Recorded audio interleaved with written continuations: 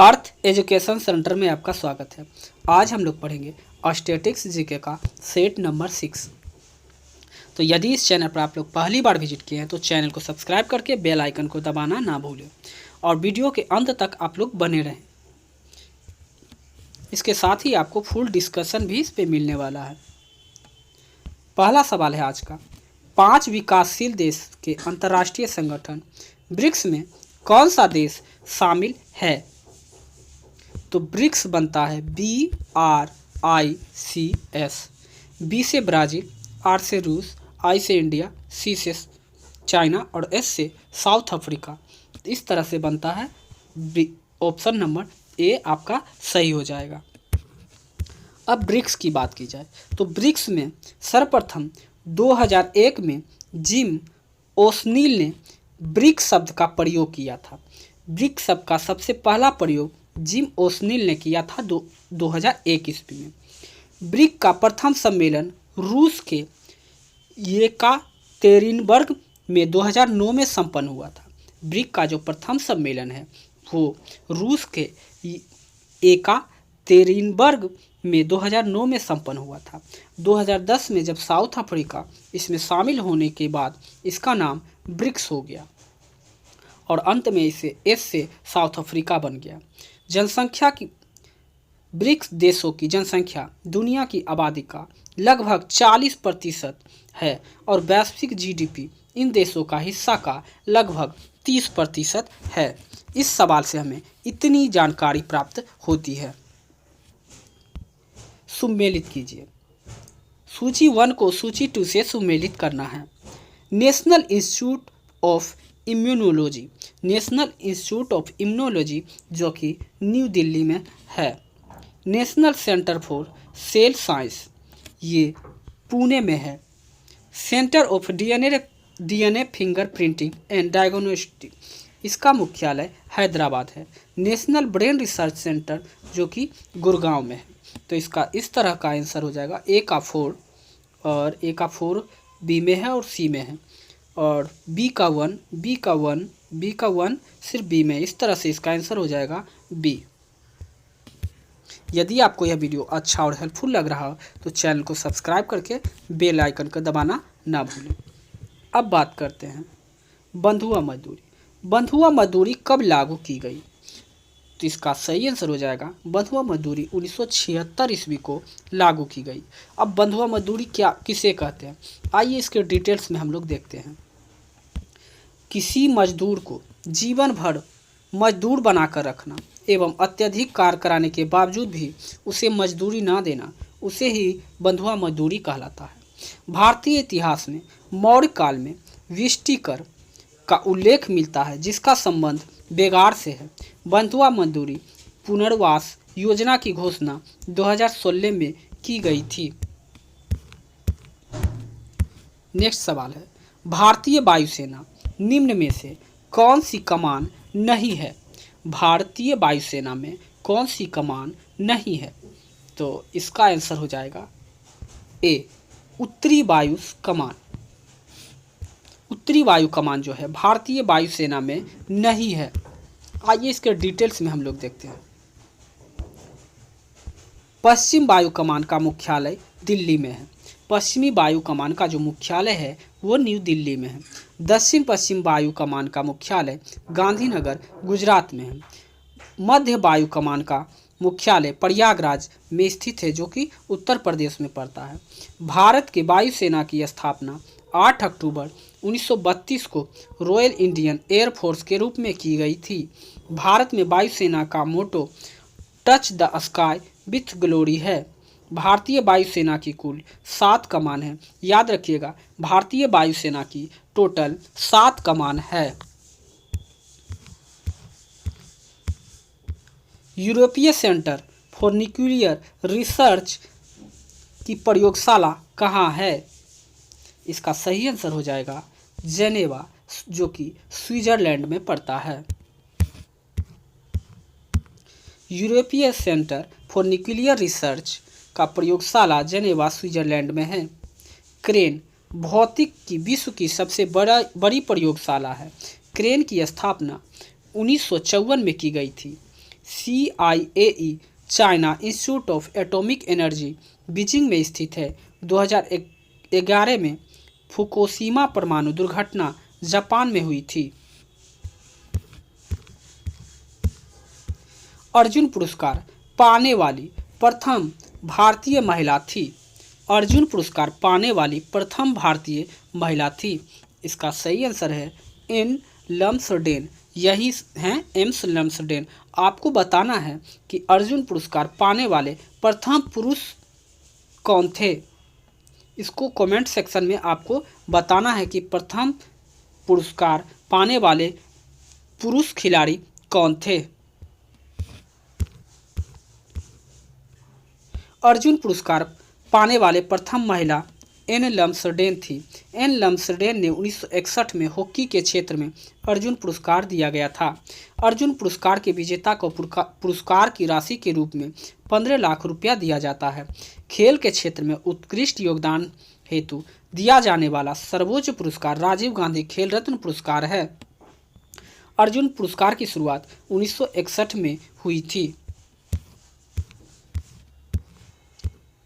मानव विकास सूचकांक प्रतिवर्ष किस संस्थान द्वारा जारी किया जाता है।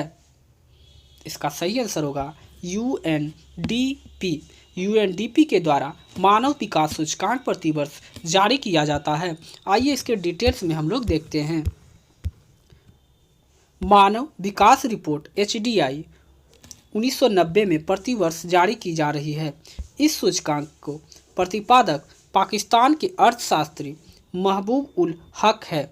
मानव विकास सूचकांक के अंतर्गत 3 बातें आती हैं। पहला जीवन प्रत्याशा, दूसरा साक्षरता दर और तीसरा प्रति व्यक्ति आय। मानव विकास सूचकांक 2020 में नॉर्वे शीर्ष देश तथा भारत का स्थान 131वें स्थान पर था। स्वीडन की संसद का नाम है। अक्सर ये आने वाले एग्जामों में से पूछा जाता है इस तरह के सवाल। स्वीडन की संसद का नाम है। इसका सही आंसर होगा ए रिक्सडॉग। रिक्सडॉग स्वीडन की संसद का नाम है। स्वीडन की राजधानी स्टॉकहोम है तथा मुद्रा स्वीडिश क्रोना है। ईरान की संसद का नाम मजलिस है। ईरान की राजधानी तेहरान है तथा मुद्रा तोमन है। रूस की संसद का नाम ड्यूमा है। रूस की राजधानी मॉस्को तथा मुद्रा रूबल है। स्पेन की संसद का नाम कार्टेस है। स्पेन की राजधानी मैड्रिड तथा मुद्रा यूरो है। इस सवाल से हमें इतनी जानकारी मिलती है। निम्नलिखित में से किसके बारे में विश्व का सबसे सस्ता टैबलेट PC होने का दावा किया गया है। इसका सही आंसर होगा ए आकाश। आकाश जो है विश्व का सबसे सस्ता टैबलेट PC पर्सनल कंप्यूटर होने का दावा किया गया है। इस टैबलेट PC के छात्रों के लिए बनाया गया है। इस टैबलेट PC को 5 अक्टूबर 2011 को लॉन्च किया गया था।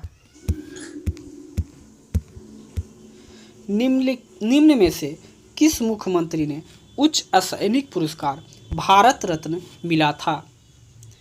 इसका सही आंसर होगा बी तमिलनाडु के स्वर्गीय MG रामचंद्रन। स्वर्गीय MG रामचंद्रन को असैनिक पुरस्कार भारत रत्न मिला था। तमिलनाडु के स्वर्गीय MG रामचंद्रन को उच्चतम असैनिक पुरस्कार भारत रत्न मिला था। MG रामचंद्रन को 1988 में भारत रत्न मिला था। भारत रत्न भारत का सर्वोच्च नागरिक सम्मान है। इसकी शुरुआत 1954 में हुई थी। यह पुरस्कार 1954 में सर CV रमन, चक्रवर्ती राजगोपालाचार्य और सर्वपल्ली राधाकृष्णन को दिया गया था। भारत के प्रथम स्टॉक एक्सचेंज किस वर्ष स्थापित हुआ था। इसका सही आंसर होगा बी 1875 ईस्वी में। भारत के प्रथम स्टॉक एक्सचेंज 1875 ईस्वी में स्थापित हुआ था। आइए इसके डिटेल्स में देखते हैं। 1875 में स्थापित देश का सबसे पुराना stock exchange Bombay stock exchange है। बॉम्बे स्टॉक एक्सचेंज में 5500 कंपनियां सूचीबद्ध है। बॉम्बे स्टॉक एक्सचेंज का सूचकांक सेंसेक्स है। नेशनल स्टॉक एक्सचेंज की स्थापना 1992 में हुई थी। एनएसई की सूचकांक निफ्टी है। यूनेस्को द्वारा निम्नलिखित में से किस क्षेत्र में योगदान के लिए कलिंग पुरस्कार दिया जाता है? यूनेस्को द्वारा निम्नलिखित में से किस क्षेत्र के योगदान के लिए कलिंग पुरस्कार दिया जाता है? इसका सही आंसर होगा डी, विज्ञान साइंस के क्षेत्र में यूनेस्को द्वारा प्रसिद्ध कलिंग पुरस्कार दिया जाता है। इसकी शुरुआत 1952 ईस्वी में हुई थी। आइए इसके डिटेल्स में हम लोग देखते हैं। यूनेस्को द्वारा विज्ञान साइंस के क्षेत्र के योगदान हेतु कलिंग पुरस्कार दिया जाता है। इस पुरस्कार की शुरुआत 1952 ईस्वी में हुई थी। इस पुरस्कार को प्रारंभ करने का श्रेय कलिंग फाउंडेशन के संस्थापक बीजू पटनायक को दिया जाता है। यह पुरस्कार यूनेस्को द्वारा विज्ञान के लोकप्रिय बनाने हेतु असाधारण प्रयास हेतु दिया जाता है। यूनेस्को की स्थापना 1946 में हुई थी। इसका मुख्यालय पेरिस, फ्रांस में स्थित है। यूनेस्को के अध्यक्ष आंद्र अजोल हैं। इस सवाल से हमें इतनी जानकारी मिलती है। क्रिकेट की पिच की लंबाई क्या होती है? इसका सही आंसर होगा 20.12 मीटर। क्रिकेट की पिच की जो लंबाई होती है 20.12 मीटर होती है। आइए इसकी डिटेल्स में देखते हैं। क्रिकेट की खेल की शुरुआत 14वीं सदी में इंग्लैंड से मानी जाती है। क्रिकेट का सर्वोच्च संस्थान आईसीसी मुख्यालय दुबई में है। क्रिकेट की एक टीम में 11 खिलाड़ी होते हैं। क्रिकेट की पिच की चौड़ाई 10 फीट होती है।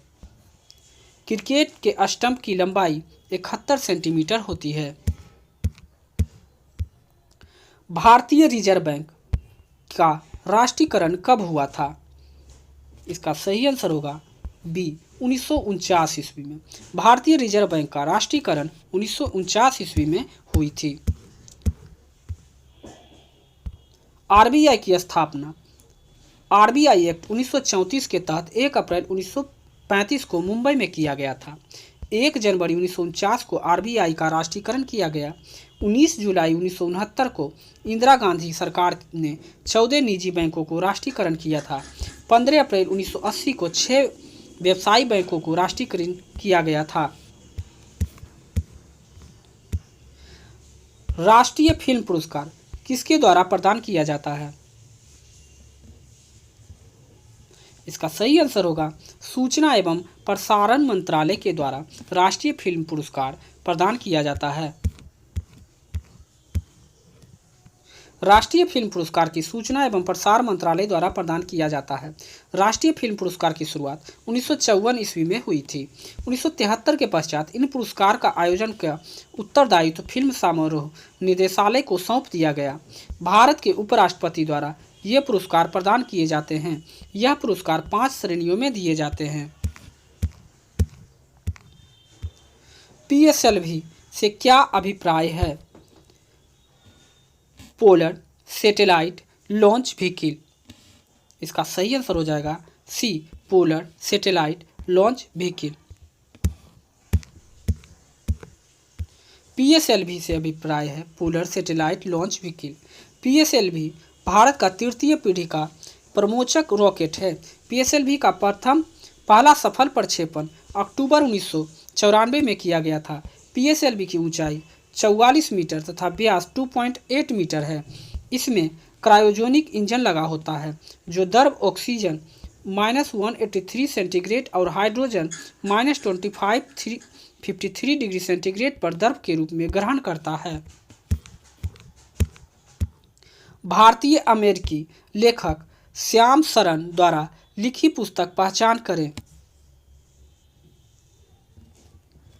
इसका सही आंसर होगा how India sees the world.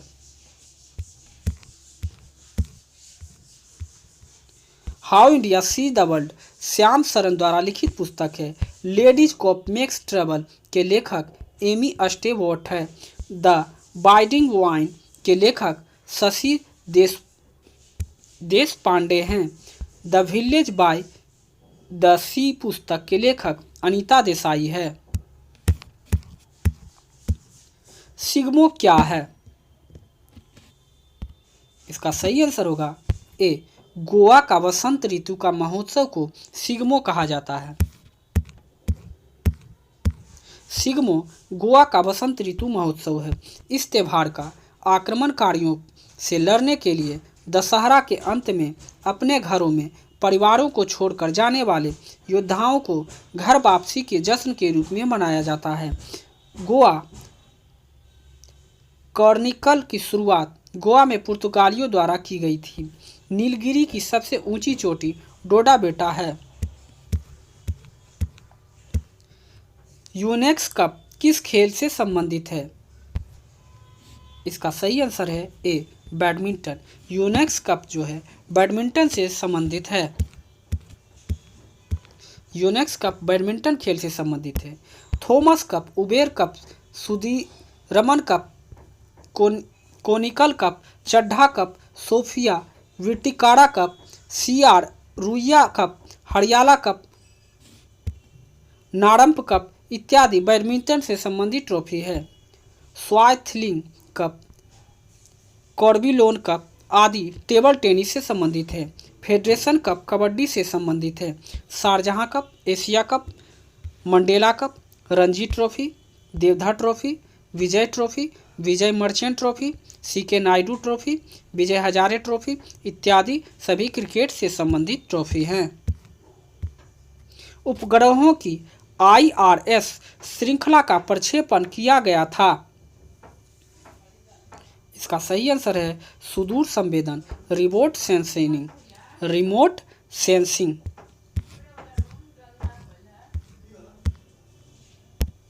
IRS श्रृंखला की प्रक्षेपण सुदूर संवेदन के लिए किया गया था। राष्ट्रीय सुदूर संवेदन हैदराबाद में 2008 में स्थापित किया गया, जो सुदूर संवेदन उपग्रह आंकड़ों को एक्विजिशन के प्रोसेसिंग में कार्य करता है। भारतीय सुदूर संवेदन स्थापना 1966 में की गई थी, जो देहरादून में स्थित है। IRS का फुल फॉर्म होता है इंडियन रिमोट सेंसिंग। भारतीय अंतरिक्ष अनुसंधान संगठन इसरो की स्थापना 15 अगस्त 1969 को हुई थी। इस तरह से हमारा सेट कंप्लीट हो गया है। तो यदि आपको यह वीडियो अच्छा और हेल्पफुल लगा हो तो चैनल को सब्सक्राइब करके बेल आइकन को दबाना ना भूलें और कमेंट सेक्शन में कमेंट करके बताइए कि आपको यह सीरीज़ कैसी लग रही हो। इसका PDF प्राप्त करने के लिए डिस्क्रिप्शन के नीचे हमारा टेलीग्राम का लिंक दिया हुआ है, वहां से जाकर आप PDF इसका प्राप्त कर सकते हैं। मिलते हैं हम लोग नेक्स्ट वीडियो में।